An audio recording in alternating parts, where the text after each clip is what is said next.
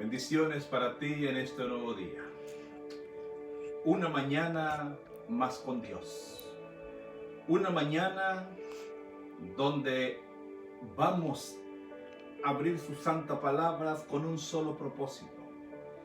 Con el propósito de entender y comprender por qué es importante la unidad eclesiástica. ¿Por qué es importante la unidad de la iglesia? La iglesia primitiva permanecía unida, permanecía en oración, permanecía en ruego con un solo propósito. Ellos querían ser ungidos por el Espíritu Santo. Y para lograr ese ungimiento, ellos tuvieron que llegar a la unidad especial como iglesia primitiva. Ellos tuvieron que llegar a la unidad que toda iglesia necesita poseer en el tiempo del fin. Y la iglesia adventista del séptimo día es la iglesia que ha sido levantada en el tiempo del fin para llevar las buenas nuevas del Evangelio y de la segunda venida de Jesús a personas que necesitan escuchar el mensaje. Es la iglesia que ha sido levantada para mostrar una diferencia al mundo, que estamos siendo sellados por el toque del Espíritu Santo. Y esta mañana, a través de su palabra, a través del Ministerio Gedeones para Cristo y esta transmisión, es mi privilegio llevarte a la palabra de Dios para entender cómo los primeros cristianos permanecían unidos al Señor. Hechos capítulo 1, versículo 14. Hechos capítulo 1, versículo 14. Todos estos perseveraban unánimes en oración y ruego, con las mujeres y con María, madre de Jesús, y con sus hermanos. Capta el mensaje. Ellos permanecían unidos en oración y ruego. Versículo 1 del capítulo 2. Cuando llegó el día del Pentecostés, estaban todos unánimes, juntos. Versículo 4. Todos fueron llenos del Espíritu Santo. Oh apreciado oyente, oh apreciado miembro de iglesia, la clave para tener una iglesia unida, la iglesia necesita estar unida. La clave es la unión, la perseverancia, la oración, la súplica al Dios del cielo. La clave es estar siempre en comunión con Cristo Jesús. Y el apóstol Pablo, conociendo las inquietudes de la iglesia del tiempo del fin, dio un mensaje en referencia a la unidad de la iglesia, a la unidad eclesiástica que debería poseer la iglesia del tiempo del fin. Y tú y yo, como miembro involucrado en esta obra, hemos sido llamados para dar frutos de esa transformación que el Espíritu Santo está haciendo en nuestras vidas. Tú, como visita que estás llegando a nuestra iglesia, eres bienvenido a adorar a Dios con nosotros y de conocer de la forma como la iglesia necesita permanecer unida. Filipenses capítulo 2. Por tanto, dice el apóstol, si hay algún consuelo en Cristo, si algún estímulo de amor, si alguna comunión del Espíritu, si algún afecto entrañable, si alguna misericordia, completad mi gozo, sintiendo lo mismo, teniendo el mismo amor, unánimes, teniendo en sí mismo amor, unánimes, sintiendo una misma cosa.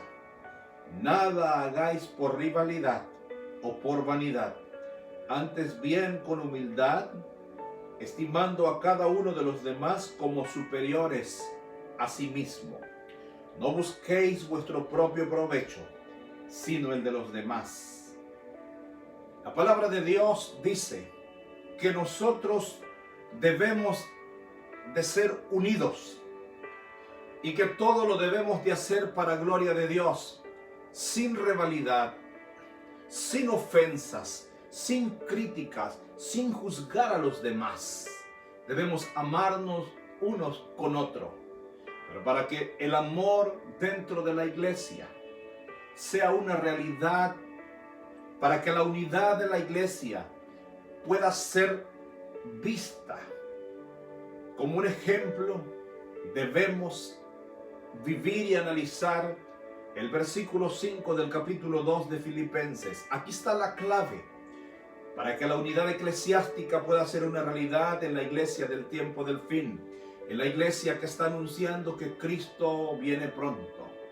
Necesitamos, dice el apóstol, haya pues en vosotros este sentir que hubo también en Cristo Jesús. Tú y yo, apreciado miembro, tú y yo, apreciada visita, necesitamos tener el mismo sentir que hubo en Cristo Jesús. Necesitamos experimentar el mismo sentimiento que experimentó Cristo Jesús cuando estuvo con la iglesia naciente, cuando estuvo en su ministerio, el ejemplo que nos dejó.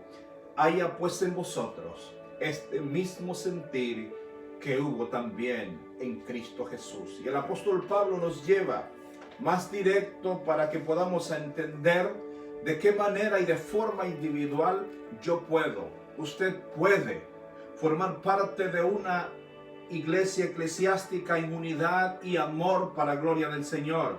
Gálatas capítulo 2, versículo 20. Con Cristo estoy juntamente crucificado, dice el apóstol. Y ya no vivo yo, dice el apóstol, mas vive Cristo en mí. Y lo que ahora vivo en la carne, lo vivo en la fe del Hijo de Dios, el cual me amó y se entregó a mí mismo por mí. Oh, mis amigos, hermanos, el apóstol nos da la verdadera clave para que nosotros podamos vivir en unidad. Ya no vivo yo, mas vivo Cristo en mí. Tú que me ves a través de esta transmisión, necesitamos romper nuestros preconceptos individuales y permitir que los conceptos divinos llenen nuestra vida espiritual para que de esa manera nosotros podamos tener iglesias sólidas, iglesias espirituales, iglesias llenas del amor de Dios. Necesitamos permitir que Cristo sea el centro de nuestra vida, para que la iglesia ya no la veamos como un club social, para que la iglesia ya no la veamos como un punto de reunión, sino que la iglesia sea el medio el cual nos acerque a la presencia de Dios, para que se convierta en ese santuario que ha deseado Dios levantar en medio de nosotros, para habitar en nosotros, para vivir en nosotros y para que juntos adoremos al Rey de Reyes y Señor de Señores. Que la iglesia pueda ser el arca que guíe nuestra vida espiritual después de Cristo Jesús, para que nosotros sigamos caminando hacia la Canaán celestial.